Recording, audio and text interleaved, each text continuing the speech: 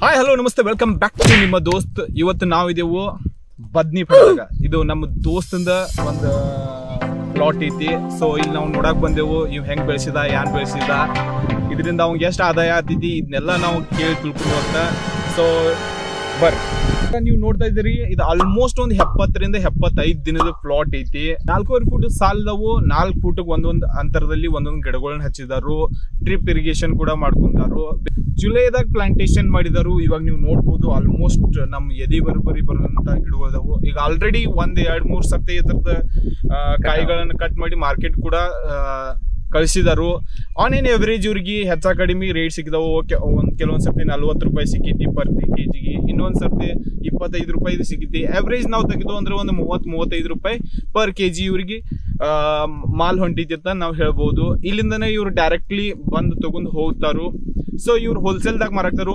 ಒಂದ್ ವೇಳೆ ಇವ್ರೇನಾದ್ರು ಸುತ್ತಮುತ್ತಿರುವಂತ ಮಾರ್ಕೆಟ್ದಾಗ ಹೋಗಿ ಖುದ್ದ ಇವ್ರ ಮಾರಿ ಅಂದ್ರೆ ಚಾನ್ಸಸ್ ಐತಿ 50 ರೂಪಾಯಿ ಪ್ರತಿ ಕೆಜಿದಂತೆ ಮಾರ್ಬೋದು. ಭಾಳ ರಗಡ ಆತಾವ್, ಖರೆ ಟೈಮ್ ಇಲ್ಲ ಅವ್ರದಂಡೆ, ಅದಕ್ಕೋಸ್ಕರ ಅವ್ರು ಹೋಲ್ಸೇಲ್ ಆಗಿ ಮಾರತಾರು.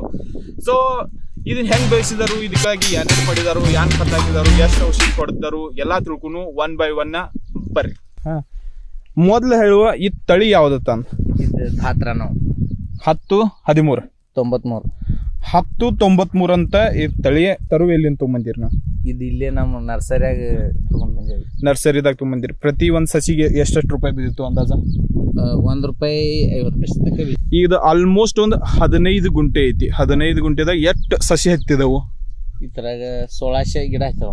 1600. ಓಕೆ, ಅಂದ್ರೆ 1 ಗುಂಟೆ ಹೆಚ್ಚ ಕಡಿಮೆ ಐತಿ.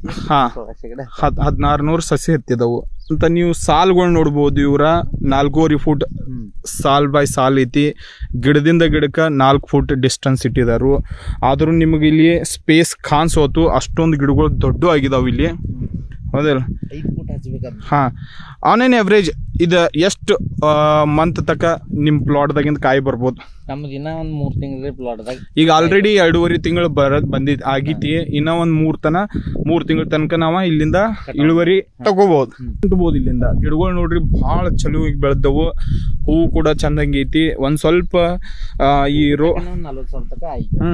ಈ ರೋಗಗಳನ್ನೆಲ್ಲ ಒಂದ್ ಸ್ವಲ್ಪ ಕಂಟ್ರೋಲ್ ಬಹಳ ಚಲೋ ಮಾಡಿದಾರೆ ಇವ್ರ. ಇದ್ರಾಗ ರೋಗಗಳು ಹುಳುಗಳು ಅಷ್ಟೊಂದು ಏನಿಲ್ಲ. ಎವ್ರಿ ವೀಕ್ದಾಗ ಒಂದ್ ಸರ್ತಿ ಇವ್ರ ಸ್ಪ್ರೇ ಮಾಡ್ತಾರು. ಯಾವ್ದು ಸ್ಪ್ರೇ ಮಾಡ್ತಿ? ಅದ ನಾವು ಒಟ್ಟು ಹುಳ ಕವರ್ ಆಗುವಂತದ್ದು. ಈಗ ಲಾರ್ಗೋ ಇಲ್ಲಿಕ್ಕೆ ಡಿಲ್ಗೆಟ್ಟ ಹೊಡ್ಯಾಕವು. ಅಂದ್ರ ಹುಳ ಹೆಚ್ಚ ಇದಾಯ್ತಂದ್ರ ಅದ್ ಹೊಡಿತೇವು, ಇಲ್ಲ ಐತಂದ್ರ ಸಾದಾ ಯಾವ್ದೋ ಒಂದ್ ಸ್ವಲ್ಪ ಹುಳದ ಸ್ಪ್ರೇ ಮಾಡಿದ್ವಿ. ಇಲ್ಲಿ ಒಂದ್ ಯಾಕೋ ಗಿಡ ಇದು ರೋಗ ಬಿದ್ದಂಗ ಐತಿ. ಇದು ಯಾವ ರೋಗ ಅನ್ಬೇಕು? ಒಂದ್ 10-12 ಗಿಡ ಈ ಪ್ಲಾಟ್ದಾಗ ಎಲ್ಲ ಕೂಡಿ ಒಂದ್ 10-12 ಗಿಡ ಅದಾವ. ಬದ್ನಿಕಾಯಿ ರೇಟ್ ಮಾರ್ಕೆಟ್ದಾಗ ಖಾಯಂ ಕಂಟಿನ್ಯೂಸ್ 40 ರೂಪಾಯಿ 50 ರೂಪಾಯಿ ಕೆಜಿದಂತೆನೆ ಮಾರ್ತೈತಿ. ಎವ್ರೇಜ್ ನಾವು ಆಲ್ರೆಡಿ ನಾವು ಮಾರ್ಕೆಟ್ದಾಗ ನೋಡ್ಬೋದು. ಬೇರೆ ಕಡೆ ಸಿಟಿದಾಗ ಹೋಯ್ತಂದ್ರೆ ಮತ್ತೆ ಹೆಚ್ಚು ಆಗ್ಬಹುದು. ಆದ್ರೆ ಹಳ್ಳಿಗಳ್ದಾಗ ಅಂದ್ರೆ ಎಲ್ಲಿ ಬೆಳಿತಾರಲ್ಲ ಅಲ್ಲಿ ಕೂಡ ನೀವು ಎಲ್ಲಾರು ಮಾರ್ಕೆಟ್ದಾಗ ಹೋದ್ರಿ ಅಂದ್ರೆ ಪ್ರತಿ ಕೆಜಿಗೆ 50 ರಿಂದ 60 ರೂಪಾಯಿ ದಂತೆ ಮಾರತಾರು. ಮತ್ತೆ ಹೋಲ್ಸೇಲ್ದಾಗ ಐತಂದ್ರೆ 30 ರೂಪಾಯಿ ಭಾಳ ಕಡಿಮೆ ಐತಿ. ಬಟ್ ಅಟ್ಟಾದ್ರೂ ನೀವು ಹೋಗಿ ಖುತ್ತು ಮಾರ್ಬೇಕಂತ ಜಂಜಟ್ ಏನ್ ಇರಂಗಿಲ್ಲ. ನೋಡ್ರಿ, ಇಲ್ಲೊಂದು ಗಿಡಕ್ಕೆ ರೋಗ ಬಂದೈತಿ. ಇವ್ರ ಪ್ರಕಾರ ಇವ್ರ ಔಷಧಿ ಎಲ್ಲ ಹೊಡೆದರು, ಆದ್ರ ಇದು ಕವರ್ ಆಗಂಗಿಲ್ಲ. ಇಂಥವ ಒಂದು 10-15 ಗಿಡಗಳು ಇದ್ದಿರ್ಬೋದು ಇವ್ರ ಪ್ಲಾಟ್ದಾಗ. ನೀರಂತೂ ಎಲ್ಲ ಡ್ರಿಪ್ ದಿಂದನೇ ಬಿಡ್ತೀರಿ. ಖತ ಏನ್ ಹಾಕಿದಿರಿ? ಎಷ್ಟು ಹಾಕಿದಿರಿ? ಇದಕ್ಕೊಂದು 4 ಡಬ್ಬಿ ಹಾಕಿದೇವಲ್ಲ. 4 ಡಬ್ಬಿ ಸೆಕೆಂಡ್ ಖತ ಹಾಕಿದಿರಿ. ಅದಾದ್ಬಿಟ್ಟಿಗೆ ರಾಸಾಯನಿಕ ಏನ್ ಹೆಚ್ಚು ಗೊಬ್ಬರ ಕೊಟ್ಟಿಲ್ಲ. ಅದ್ರ ಒಳಗೆ ಉಳಿದ ಸ್ಪ್ರೇ ಅಷ್ಟೇ. ಅಂದ್ರೂ ಯಾವ್ದಾರ ರಾಸಾಯನಿಕ ಯೂರಿಯಾ ಎಲ್ಲ ಯೂಸ್ ಮಾಡಿರಿ? ಯೂರಿಯಾ ಎಲ್ಲ ಇಲ್ಲ. ಅವು ರಾಸಾಯನಿಕ ಯೂಸ್ ಮಾಡ್ಬರತ್ತೆ, ಖತನ ಹೆಚ್ಚಾಕಿದೇವ. ಬಟ್ ಟೋಟಲ್ ಆರ್ಗ್ಯಾನಿಕ್ ಐತಂತೆ. ಆರ್ಗ್ಯಾನಿಕ್ ಐತಿ. ರೋಗಗಳನ್ನ ಕಂಟ್ರೋಲ್ ಮಾಡಕ ಸ್ಪ್ರೇ ಆಟ್ ಮಾಡಿದಾರು. ಯಾವ್ದೇ ರೀತಿಯ ಫರ್ಟಿಲೈಸರ್ ಗಳನ್ನ ಇವ್ರ ಇದಕ್ ಹಾಕಿಲ್ಲ. ಆದ್ರೂ ಕೂಡ ಭಾಳ ಚಲೋ ಬಂದೈತಿ. ನೀವು ಮಣ್ಣು ನೋಡ್ಬೋದು ಇಲ್ಲಿ. ಇದಕ್ಕೆ ನಾವು ಮಡ್ಡಿ ಮಣ್ಣು ಅಂತೀವಿ. ಕಲ್ಲು ಕೆಂಪು ಮಣ್ಣು ಮಿಶ್ರಿತವಾದ ಮಣ್ಣು ಐತಿದ. ಈ ಕಡೆ ಎಲ್ಲ ನೀವು ನೋಡ್ಬೋದು ಕರಿ ಮಣ್ಣು ಬರಂಗಿಲ್ಲ. ಜಸ್ಟ್ ಇದು ಮಡ್ಡಿ ಏರಿಯಾ ಐತಿ. ಆ ಏರಿಯಾ ಮುಗಿದ ಕಲ್ಲೇನೆ ಇದು ಹೊಲ ಸ್ಟಾರ್ಟ್ ಆದೈತಿ ಅವ್ರದ.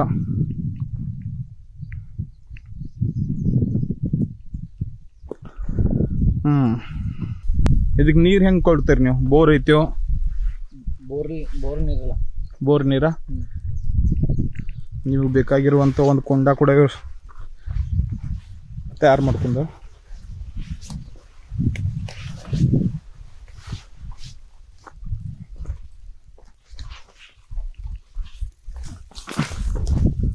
ಓಕೆ. ಇದ್ರಾಗ ಮೀನು ಸಾಕಣೆ ಮಾಡಿದ್ರಿ ನಾನು ಮತ್ತೆ ಮೀನೆಲ್ಲ ಸಾಕಿದಿರಿ ನಾನು ಇದಾವನ